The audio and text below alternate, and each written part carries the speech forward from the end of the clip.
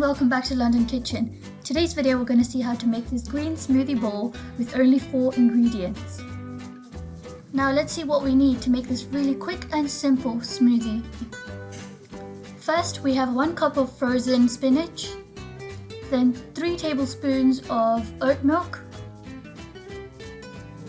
then 1 whole avocado, and finally 1 frozen banana chopped up. Now let's see how to make this smoothie.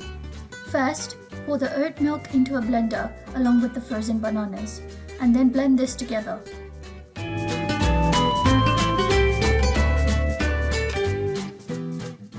Once it has reached this consistency, add the frozen spinach and blend once again. Finally, add the avocado and blend one last time.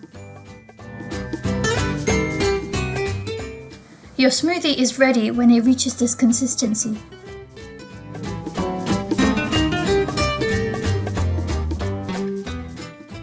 To top up the smoothie bowl, I added mango slices, shredded coconut and mint leaves.